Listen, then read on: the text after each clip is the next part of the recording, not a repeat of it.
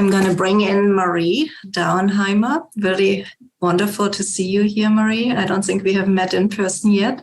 I think Rachel spoke highly of you, and she was the connection between the two of us. You should see on your screen an invitation to join as a panelist. Let me know if you don't see that.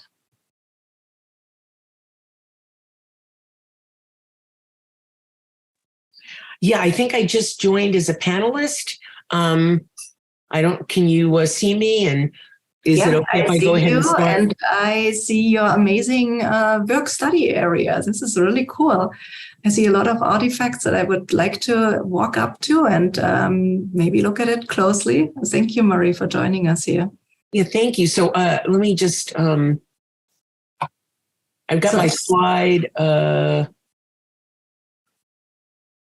I just saw your bio, so I'm very happy to introduce you. And just for the audience, it's really, really wonderful that Marie can be with us here. She will give us a quick update on what we know about human anatomy, how it has been portrayed through the ages. I'm a big believer that as you can go back in time, and the more you can go back in time, the more you can go forward into the future, into desirable futures, because you can learn from all the mistakes that people did and make in the past. And humans are known for making mistakes, but we can also learn from our mistakes and try to not make them again.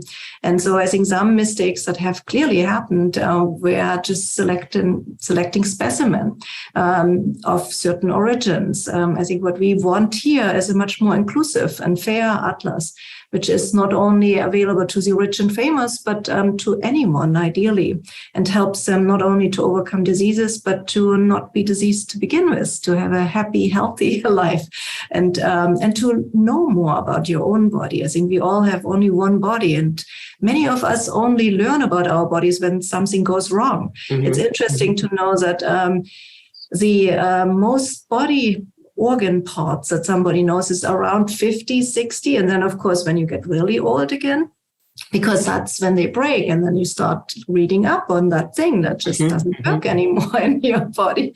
And so it's really, really wonderful to get this view into the history of human anatomy adventures, as I would call them. But of course, it's also serious because surgeons are trained using human anatomy atlases. Teachers use them in teaching high school students and graduate students. And ultimately, there are anatomists and pathologists, which I had the pleasure to meet at the American Anatomy Congress.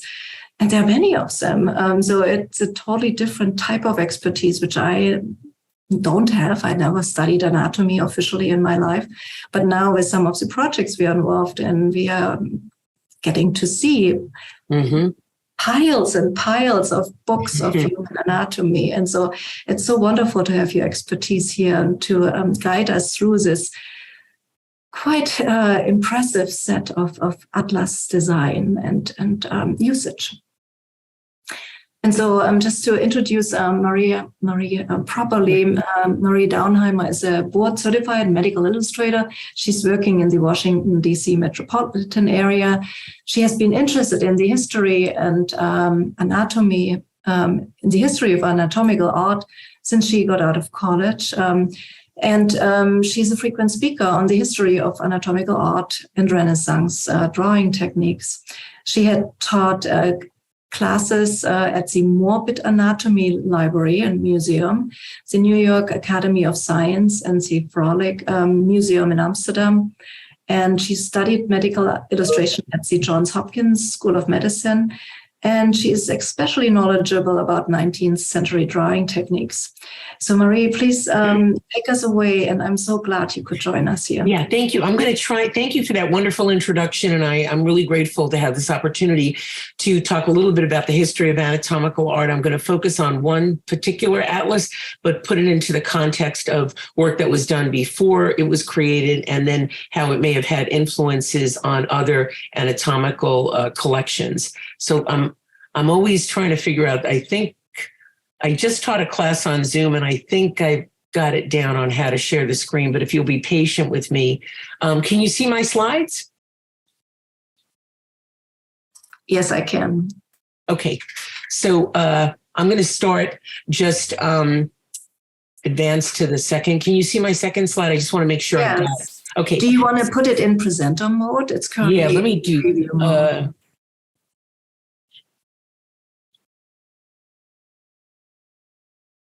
Does that look good? That's perfect. Okay. Yes. So I'm going to talk specifically about an anatomical atlas that was created by Dutch anatomist Bernard Siegfried Albinus and his scientific anatomical artist Jan Wandelaar, who was also Dutch, and the creation of Homo Perfectus. The history of anatomical art is really fascinating. And this image, I don't know if it's familiar to any of you, but it's kind of iconic in the history of anatomical art. It's from the middle of the 19th century, and it's from this anatomical atlas, which I'm going to be speaking about. And it was created with this idea of Homo Perfectus, and this idea of Homo Perfectus that Albinus and Wandelaar came up with was to create an anatomical figure that was, sort of the perfect person. And to do this, they looked at a lot of different anatomical specimens from a lot of different cadavers. They were also really interested, and this is kind of an interesting take on the way anatomical illustrations were done. They were really interested in starting with the skeleton and then slowly working up to the muscles. This collaborative effort that they worked on in the, I think they started in 1725 and the atlas came out in 1747. They only managed to get through the musculoskeletal system. There's a lot of evidence that they wanted to go on and do illustrations and create another atlas that would look at the thorax and the abdomen, but that never came to fruition. So I want to just introduce some of the characters. And again, I'm sort of focusing on just this one anatomical atlas, but again, to sort of put it into context with looking at some of the work that was done before and then after. So Siegfried Bernard Albinus was an anatomy professor in Leiden at the University of Leiden. He is best known for the anatomical atlas, which we're going to explore now. And he also was the first one to come up with the idea that the vasculature, the blood supply between the mother and the fetus was connected. So he's attributed with a number of really landmark anatomical discoveries, but I think today he's best remembered for this atlas. His illustrator was Jan Wandelaar, who was a accomplished landscape painter, portrait painter, and scientific illustrator in Leiden. The character of Clara the rhinoceros, who you just got a glimpse of, is a really fascinating story, and there's been a lot of interest in her.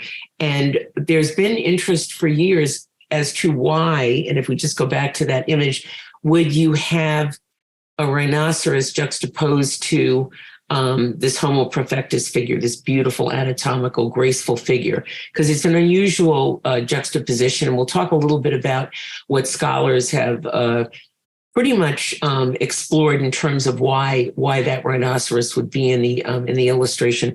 Then the fourth character I'm going to talk about, and this leads into the influence of the Albinus atlas that came out in the middle of the 18th century, is Clemente Susini, who's a wax anatomical modeler who was credited with really the creation of a lot of the wax anatomical models, which we'll look at briefly towards the end, that are in the La Specola Museum in Florence. I know I'm making a lot of references, some of which you might not be familiar with. And what I will do is supply a bibliography after the lecture if anybody wants to explore any of the collections that I talk about, or want more information in terms of books that could give you more of an in-depth look at the history of anatomical art, primarily from the time of the Renaissance to the late 19th century.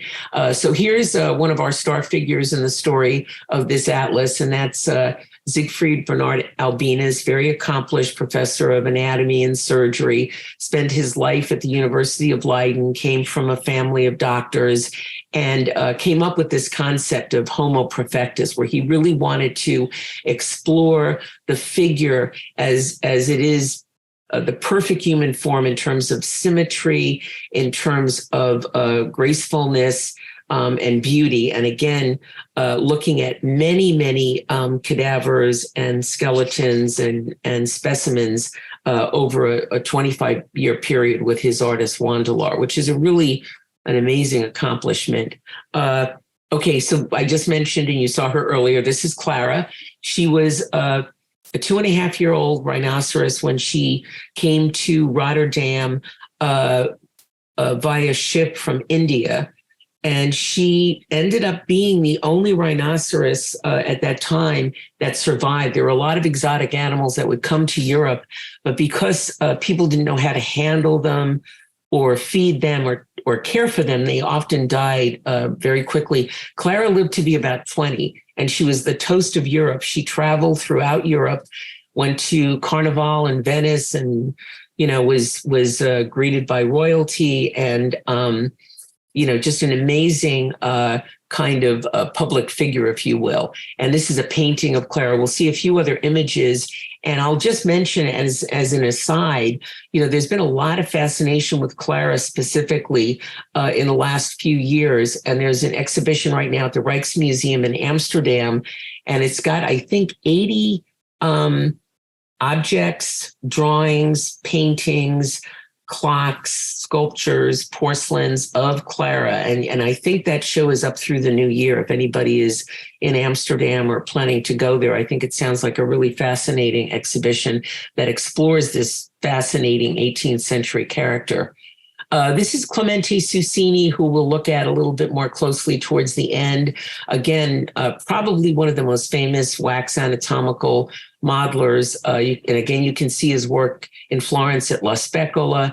They have some of his work in Bologna at the Palazzo Poggi, and also in Sardinia in a small museum. They have a collection, and the University of Pavia. Just to put things in context, and this name I'm hoping might be familiar to you. Andreas Vesalius was a Renaissance physician and a very accomplished anatomy professor at a young age. He was at the University of Padua, educated in the Netherlands, educated in Paris. And he worked closely with a number of artists. The best known is Jan-Stefan van Kalkar, although there is some controversy about this. And he's really credited with creating that first modern anatomical atlas in 1543. It was a 3-year effort. And I'll show you just real quick. This is one of the plates from the atlas. These may be familiar with you. They're these beautiful anatomical illustrations that show, obviously, the musculoskeletal system, and they're portrayed in a beautiful Italian landscape. And in this very alive, even though these are created from cadavers that are obviously, dead, they have this very animated kind of quality to them. And this is something that we're going to see, and is indeed an influence on Albinus and Wandelar into the 18th century. And again, this is from 1543. One of the things about Vesalius, just to, not just credited with creating that first kind of quote unquote modern anatomical atlas, but he also changed the way anatomy was taught at that time. And you can sort of see in the center a figure dissecting a female cadaver. And this is Andreas Vesalius, who transformed the way anatomy was taught in the sense that he got down and did the dissecting himself. He didn't rely on prosectors, people who were doing the dissection for him. And he actually was trying to correct, as he was working, the inaccuracies of the foremost work at the time, which was Galen's anatomical treatise, which, by the way, was devoid of illustration. I think illustration and Vesalius specifically understood, if you're going to create an anatomical treatise or atlas, you've got to have illustrations. That's absolutely critical. So here's some work from that famous anatomical atlas from 1543.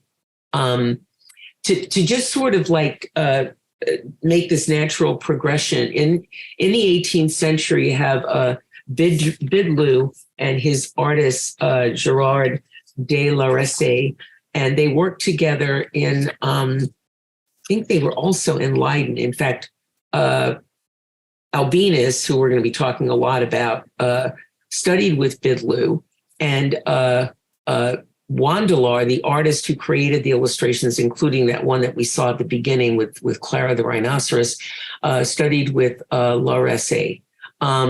So there's this really interesting kind of continuum that we'll see, and that goes down the line. There's a lot of influence. One atlas will influence another in terms of the anatomical illustrations and in terms of the way the atlas is developed. So that's we'll take a couple of looks here. This is really interesting. And I want you to think back to what we saw in terms of the Homo Perfectus, because this is a really interesting way to compare and contrast what's being done. So the Bidloo Atlas included approximately 125, it was a large folio atlas, over, not quite elephant folio, but large.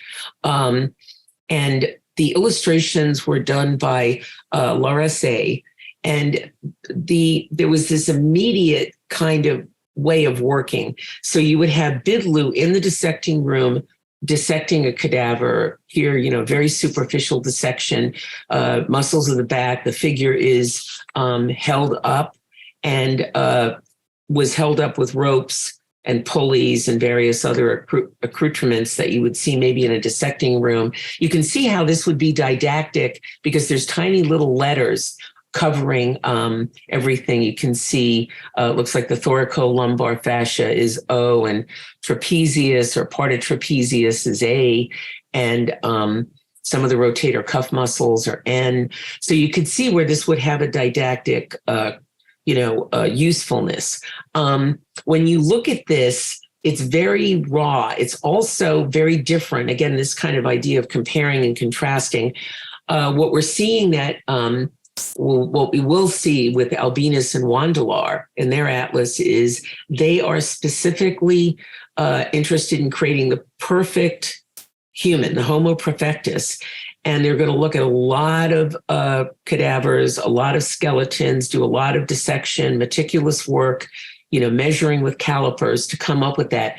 This is really a portrait of a dissection. And the way that they worked was the dissection was done, and then the illustration was done immediately from that one specific dissection.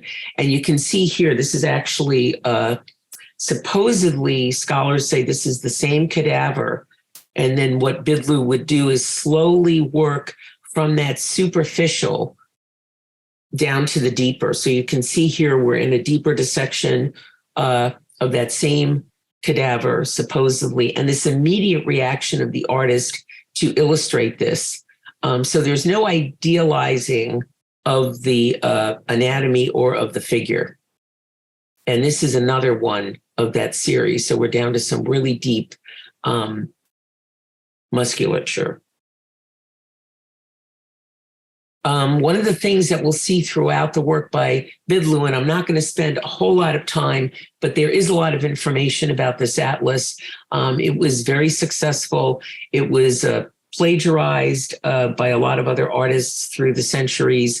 And it didn't go without criticism. A lot of anatomists responded to this, including Bidloo's teacher, Ruysch, who was a Dutch anatomist, that it was too particular, too specific. The specific structures weren't really shown so that you could really study from them. But they did put in a lot of things, like you can see the drapery here, you can see a fly, things that you might encounter in a dissecting room. And I'll just show you one more of the Bidloo illustrations from their atlas. And this beautiful hand and forearm dissection with a book and with blocks and different things that you might see, maybe not the book, but in a dissecting room. So this idea of Homo Perfectus is sort of a reaction that Albinus had, not just to Bidloo, but to the idea of creating that perfect perfect depiction of the human anatomy. So he meets Juan de Lar in Leiden in 1723. They work on a small project, and this idea is brewing in Albinus's mind that he wants to create this Homo Perfectus.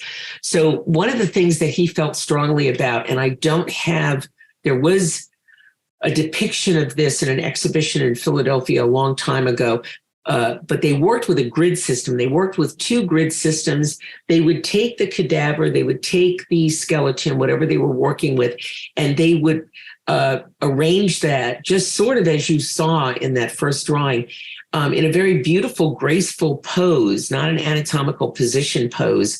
And they would hold it up. Everything was held up with ropes and pulleys from the ceiling. And then they would have a series of grids that Juan de Lar would create these life-size drawings of the anatomy. Then those were tweaked over time until they really created the perfect idea. So this is from Albert Dürer, who also used something similar. And he uses, I think he referred to this as his perspective machine. And this is from 1538. So I think, a similar concept, if you will, to what Albinus and Juan de Lar do to ensure this precision and accuracy that's so critical to them. So you can see here, this is an illustration. And if anybody is particularly interested, I know a lot of people who have had the opportunity, and I've actually had the wonderful opportunity to go to the University of Leiden in the library. And in that collection is many of the working sketches that were created by Juan de Lar for the Atlas. And it's a really unique opportunity to see the way that they worked. Also, it's kind of unique, just sort of in the history of anatomical art, to have this amount of preliminary illustrations that you can study and sort of go through how that process, the thought process, the working process of these finished illustrations. So you can see here you have that grid, and these are, I believe, half-life size. And you can see that the artist Juan de Lar is already thinking about putting the skeletal figure into an environment. It's not going to just be devoid and by itself. So it's sort of this idea that goes back to Vesalius from 1543, that, let's make these illustrations kind of animated, alive, and give them an environment. So there's a working sketch. Here's another one where you can really see, and a lot of these were done with ink.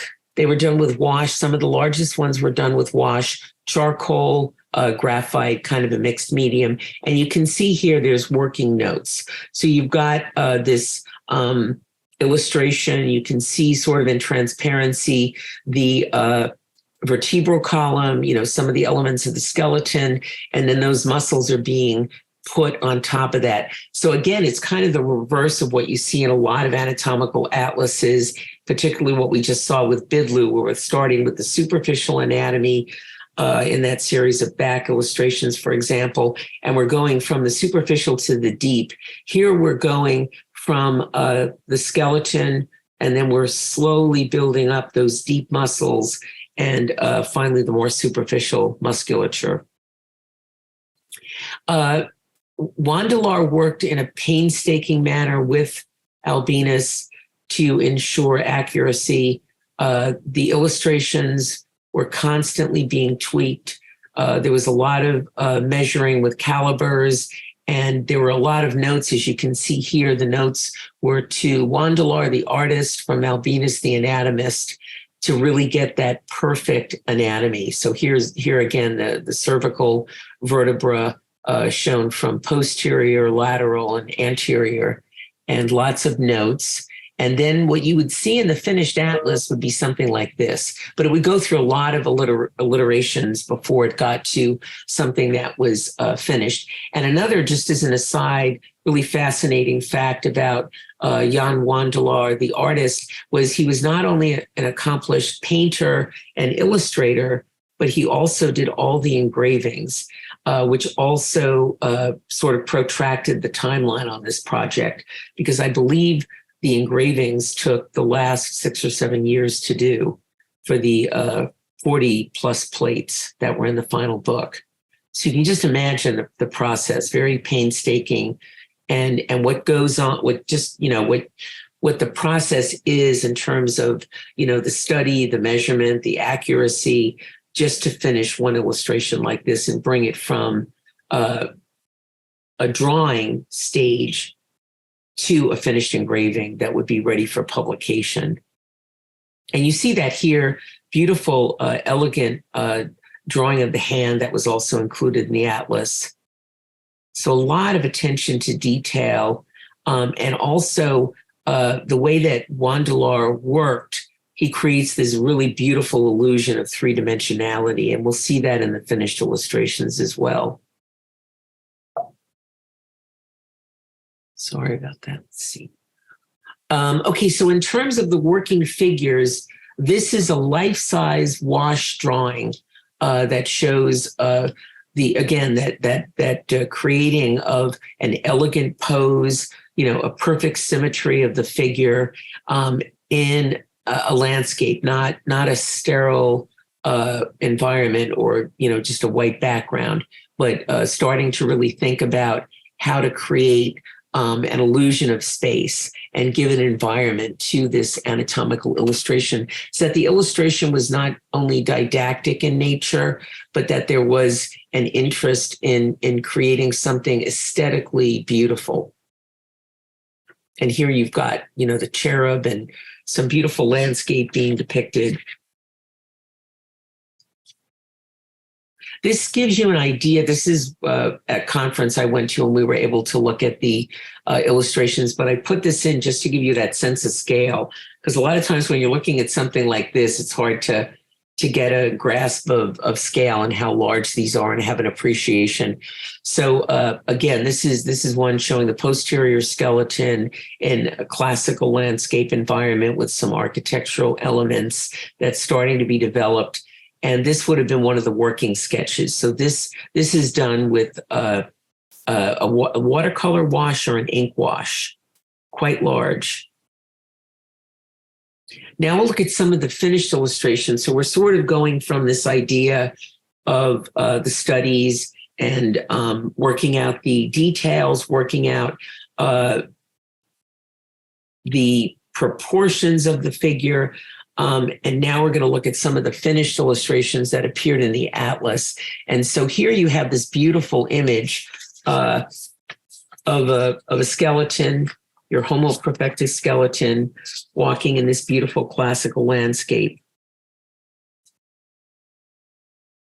And then you slowly, I don't have every image, but there were usually 4 from every view that you could see that would show that building up of anatomy, if you will. So here's a beautiful engraving by Wandelar that was included in the final atlas. And it's a beautiful three-dimensional depiction, highly accurate of the figure.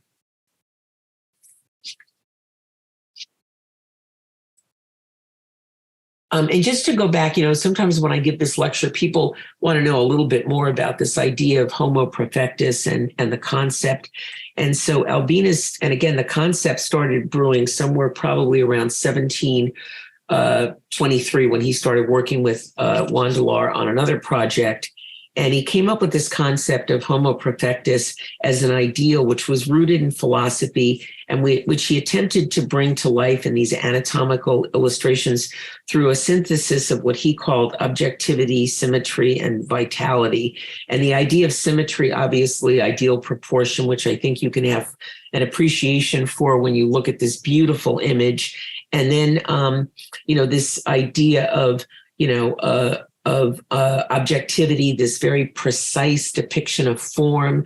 You can see everything is delineated, the relationships between superficial muscles, deeper muscles, the skeletal anatomy. It's all just beautifully depicted. And then this idea of vitality, to have a figure that was not just anatomically accurate, but that was also graceful and beautiful. So I think that's what all comes together in this depiction of Homo Perfectus. And then if you see that a little, there's a beautiful gracefulness to the Thessalian figures that we looked at earlier in the Italian landscape. But these, I think, are especially beautiful. And we'll talk a little bit more about this idea of making the illustrations not just, didactic, but also aesthetically pleasing.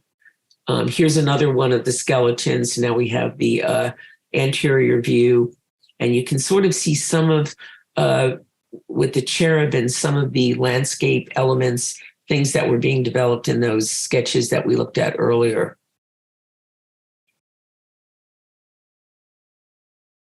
And here a posterior view. And again, that beautiful, elegant depiction of a graceful, perfect figure. Very different from Bidlu. If you think back to the raw depictions, sort of portraits, if you will, of a particular dissection. So one thing, and if you think back to when we looked at the Thessalian figures and the Italian landscape, and the Bidlu figures that we looked at, you can see little like an A for, indicating this is the trapezius, this is the latissimus dorsi, etc. When they were working on the idea and the concept for the final drawings, the thing that Albinus and Wandelar agreed on was they didn't want the distraction of these little tiny letters or numbers on the anatomical structures. So then how do you make it didactic? How can it be used for study if, you don't know what the structures are? So they came up with a concept, which is really still, I've seen it used even, in the 20th century, where on an adjacent page, there would be an outline of that figure. So again, go back. So there's everything outlined with just a contour drawing, and then those would be labeled. So the finished illustration, the engraving, was devoid of any kind of distracting letters or numbers that would be keyed to the text. And I think this was a really great solution for, creating this beautiful anatomical image, but also that it could be used for, for study, for learning. So this is the frontispiece from the final book that was published in 1747. There's actually no reference to Wandelar, the artist, on the frontispiece, which a lot of scholars, find a little bit perplexing because it really was a collaborative effort. I believe Wandelar is credited within a few pages, but he doesn't really get the credit that he deserves. And in fact, if you do some of the readings of Albinus, and I've been to the University of Leiden to see the collection, Albinus does talk about Wandelar, even though he was a highly accomplished artist and illustrator, and innovative in the things that he came up with that made the atlas successful. He talks about him as if he were a tool, as if he were guiding his hand. So, it's kind of an interesting concept. There's, they had I think it was almost 30 years that they worked together. The atlas took 25 years, and then they continued working very, very closely together. I think at one point they even lived together to create this unbelievable collection of sketches, drawings, and final engravings. So to introduce Clara the rhinoceros, and you might wonder, well, we're supposed to be talking about the history of anatomical art. What's this rhinoceros being introduced? Why is this rhinoceros being introduced into the picture? And I think conceptually, it's actually a really interesting story. So if you think back to the 18th century, and I alluded to this earlier, this idea that exotic animals, they may have, showed up in Europe at that time, but they were often passed away very quickly because, again, it wasn't really understood how to take care of them. and what to feed them and such. And the fact that Clara did live as long as she did, which I think was right around 20 years, is really, according to this, exactly 20 years, very remarkable. And I think that her handlers did take really good care of her, trying out different food sources for her. There's stories about they would rub, olive oil on her hide to keep her comfortable and so her skin wouldn't dry out. So I think there was a lot of interest in really caring for her. And she thrived. So prior to this, and I wanted to just include this because I think a lot of times when at least when I think of the rhinoceros and the history of art and just in general in European art history, you think of Albert Durer's drawing of the rhinoceros from 1515. And this was a very well-known illustration. It was created by Durer. I believe it's a woodcut. It was created by just a description. Durer was given a written description of what a rhinoceros looked like, and he came up with this beautiful, iconic drawing that's stood the test of time and is still appreciated and studied today. So why the rhinoceros? Why have a rhinoceros in an anatomical illustration in an atlas? And basically, and again, there's been a number of articles written. If anybody is specifically interested, I can direct you to an article by Dr. Linda Wilson Powles at the University of Toronto. It's very easy to access online, sort of addressing this question. I believe it's discussed in the Rijksmuseum catalog about Clara, which is called Clara, the Wonderful Beast, Sensation and Muse. And then Clara's Grand Tour, Travels with a Rhinoceros in 18th Century Europe. And I'll try and put all of those in the bibliography. But the consensus is, Clara was she was in Rotterdam. She ended up in Leiden, and she was in Amsterdam. And at some point, Albinus and Wandelaar went to see her because she was a curiosity. And they got the idea to include her in the illustration. And you can see here where, very sensitive portrayal of this young rhinoceros. Jan Wandelaar obviously spent a fair amount of time really looking and studying her and, the texture of her hide. She's, gently nibbling away at her grass or her hay. And they think that the idea of including her in this anatomical atlas was sort of what you would call maybe a public relations or an advertising ploy. And the idea that, so this illustration and the one that I'll show you next, which shows posterior views of Clara and the skeleton, these were published and available and on display throughout the city of Leiden 5 years before the atlas was completed and for sale. So a lot of people think that it was definitely some kind of an advertising, gimmick to create attention and interest in the atlas that they were creating. And at that point, they would have been in the engraving stage. They also think that, Clara hadn't started her tour yet. She was at the Amsterdam Zoo, and she was going to do a tour through Europe, and that including her may have also been a way to advertise her grand tour through Europe. So it may have had like a dual purpose, and that's sort of the consensus if you read the literature, and there's been a lot of interest in Clara's story and why she's posed with the skeleton. But that's sort of the consensus. And Wandelaar wrote about Clara when asked, why would you include a rhinoceros in your, anatomical illustrations? And he wrote, we thought the rarity of the beast would render the figures more agreeable than any other ornament. So, that was sort of his take on it, that it was something that would enhance the illustration. And I think, the flip side of that is enhance the illustration and create an interest in what they were working on, so that when it was finally published, people would be poised to purchase it. and again, that's one of the paintings of Clara. This is an 18th century clock that was created in France depicting Clara.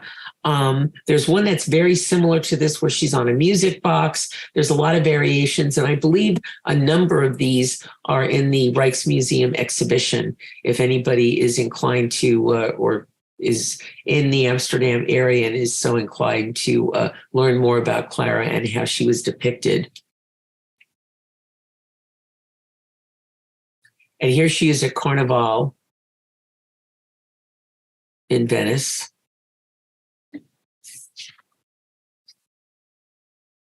I'm going to introduce the fourth character that I started with. So we started talking about, this story, obviously Albinus coming up with the concept, which had been brewing, this concept of Homo Perfectus back in 1723, bringing Juan Delar on board as a collaborative,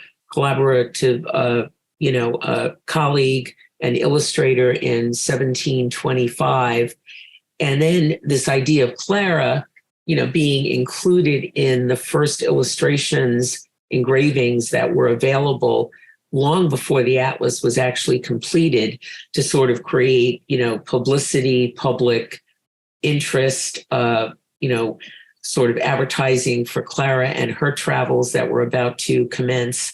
So the fourth character is Clemente Susini, who is actually, you could spend hours just talking about Clemente Susini and his work. So he was a wax anatomical modeler, and this is a portrait of him. I think this is at the museum in Sardinia. I haven't actually been there, but he was an exceptional artist. So if you go to La Specola in Florence, it's the Natural History Museum. It's down from the Petit Palais in Florence. You can see an amazing assortment of approximately 1,500 anatomical models, many of which I believe there's 25 that are life-size. You can see some of them here in the vitrines and in the various glass cases. All of these were accompanied by beautiful watercolor illustrations that, again, you sort of look at these and you wonder, well, they were created, for didactic purposes. And the wax modeling workshop started in the middle of the 18th century, and the Museum La Specola with a collection of waxes opened in 1776. And again, Clemente Susini had his hand in almost all the models that you're looking at.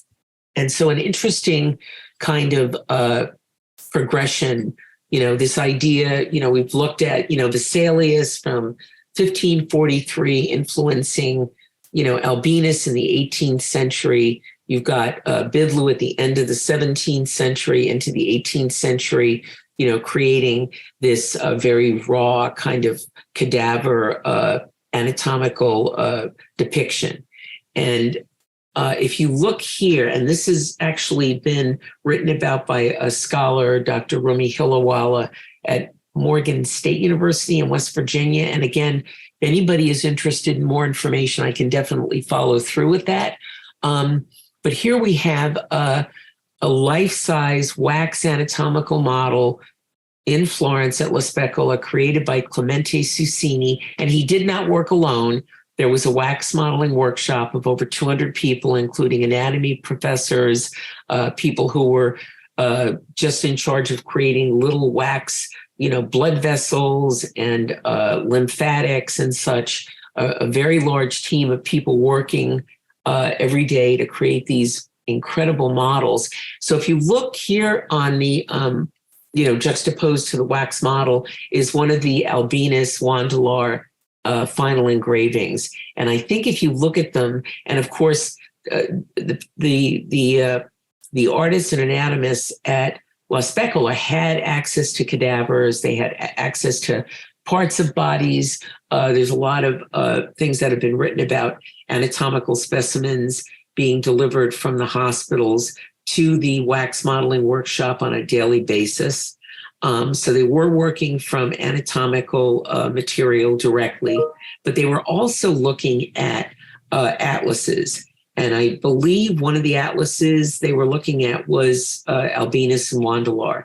And so you can sort of see a little bit of an influence, not only in these beautiful, graceful poses, but also in the way the anatomy is depicted. This is a detail of that wax. And again, this museum is open to the public. It's an incredible collection. If you're not near Florence, the Josephinum in Vienna has a collection that was done from the same molds that were created by the Wax Modeling Workshop. And that's a superb collection if you're interested in looking at 18th century wax anatomical models. So if you look here, and again, you can see that engraving by Wandelar and some of the anatomical depiction that's in a La Specola model.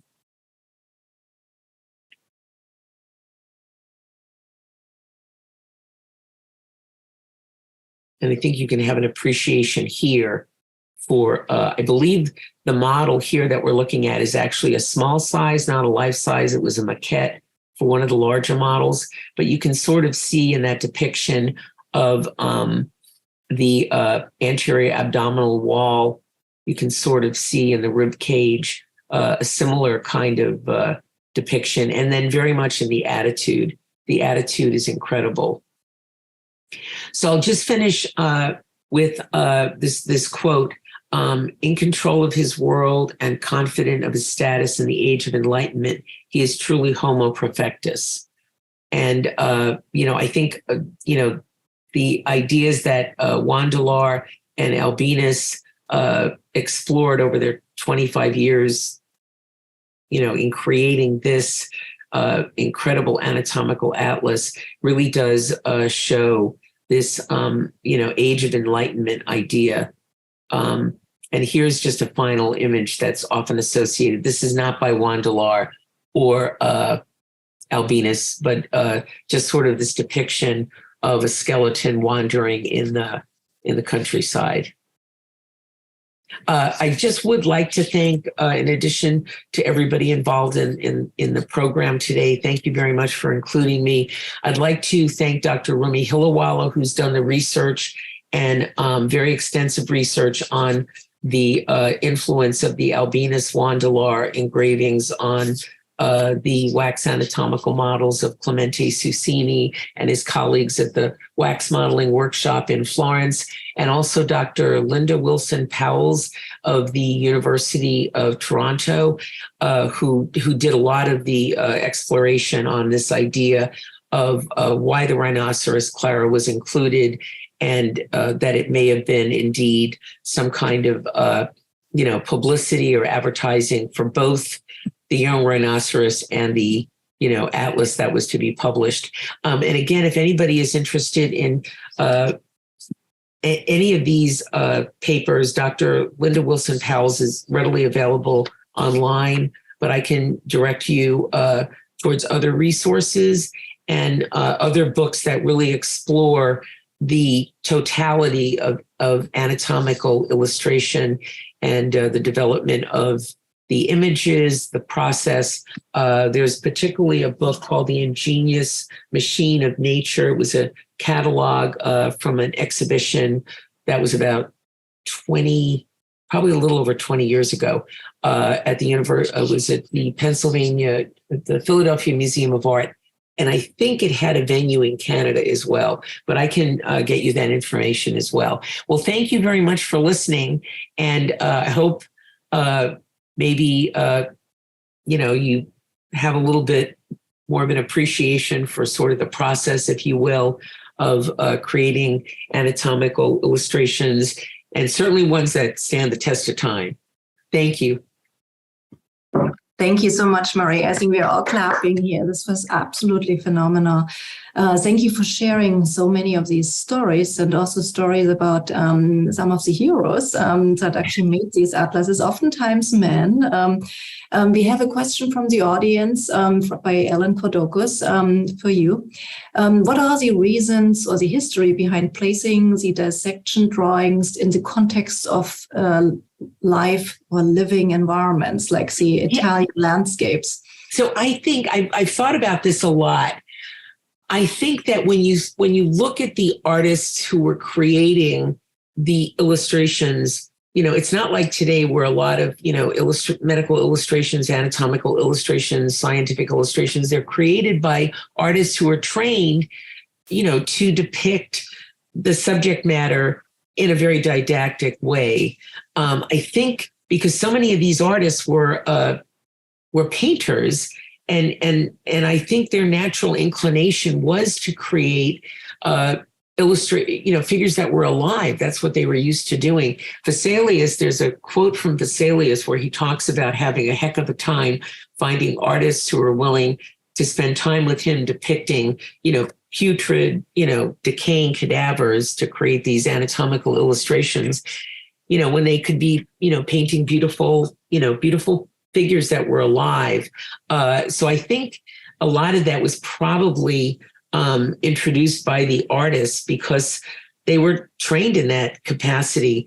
I always think that the line of demarcation where things started to change was in the 19th century when you see the work of Dr. Henry Carter, who is credited with, he's the author of Gray's Anatomy, and his medical school classmate, Dr. Henry Carter, who was from an artistic family. He did go to medical school. They were classmates, and he created the illustrations. When you look at those illustrations, and I'm not being critical, I'm just making an observation, they're very much about being totally didactic. There's no Italian landscapes. There's no cherubs. There's no little baby rhinoceroses. And it's very much about the anatomy. And they go sort of the opposite of what you see with Albinus and Wandelar, where it's like, okay, we want this beautiful aesthetic image, which I think was primarily, if you read about it, driven by Wandelar. He was a landscape painter. He was a portrait artist. And I think he liked the idea of creating something that was, didactic. That was probably mainly coming from Albinus, but to create something that was beautiful. So when you look at the work of Dr. Henry Carter and Dr. Henry Gray, Gray's Anatomy, it goes the opposite. They actually have the labels, the name of the anatomical structure is written right across the anatomical structure. So, they were very interested in making this very didactic. And I think medicine, and this is, I've talked to people about this, I'm sure it's been written about, medicine was really changing at that point in the 19th century. And I think people were ready for, people in the medical community, we don't need, the landscape. We don't need, these elegant or, unusual poses. We want the anatomical position. We want the information, and we want it to be clear, and we want it to be accessible. So I think that's when you start to see that change. But, the work with Bidloo and De La Resse, I think, you look at those, and I've seen those in so many collections in medical libraries. They're just, when you see the large folio book, they're exquisite. They're just beautiful.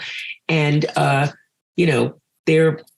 they can be disturbing. They're very much, transport you right into the dissecting room. And I know that in some other cases, people actually depicted flies on the cadavers. Yes, they did. After a while of dissecting, it started stinking, and the flies happened to appear.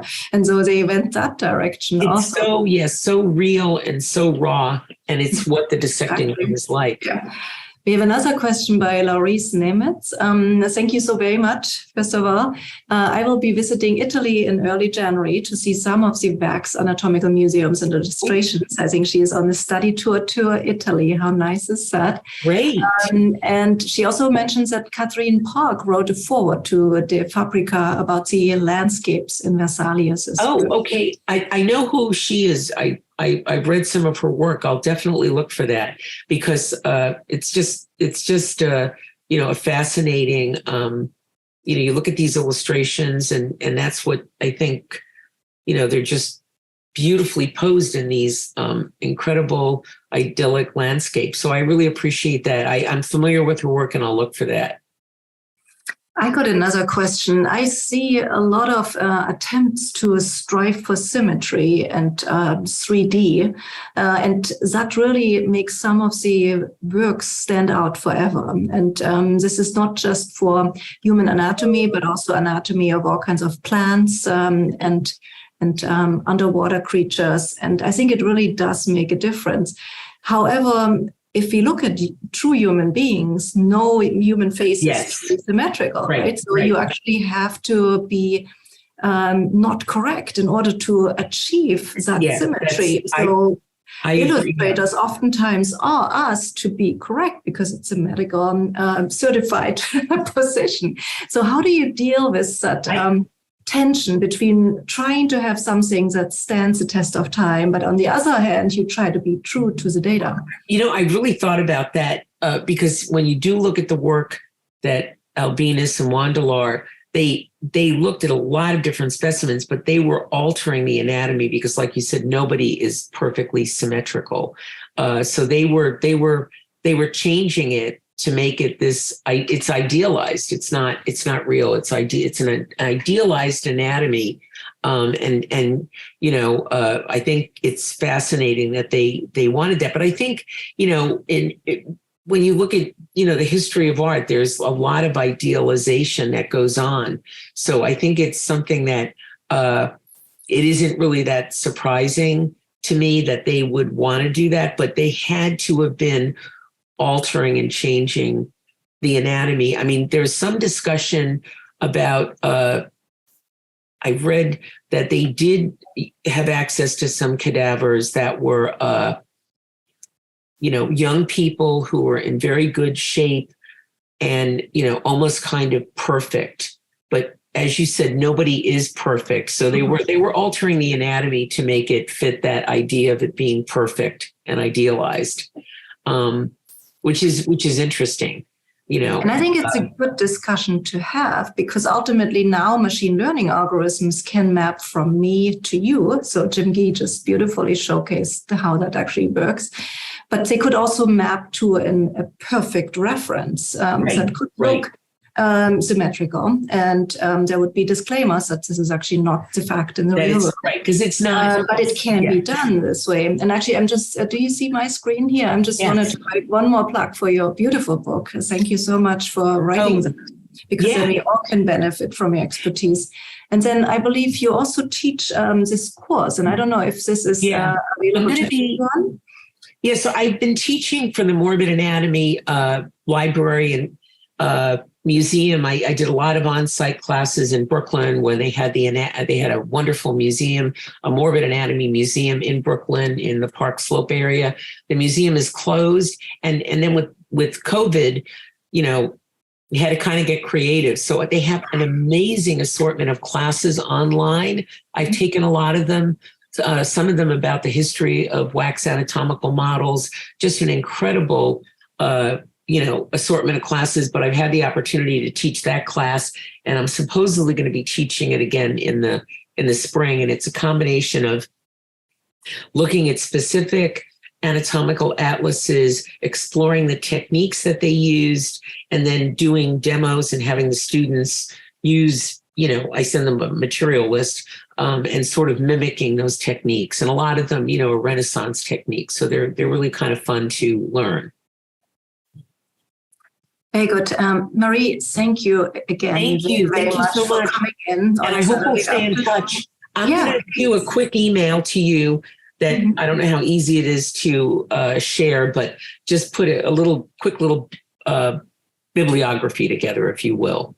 Please. And we can also share it via social media. So right now, there's a lot of 24-hour social media going on. So great. I'm going to join in again later. And thank you so much. I really appreciate the opportunity. And good luck with the rest of the program. And I'll be popping in and out to listen to lectures.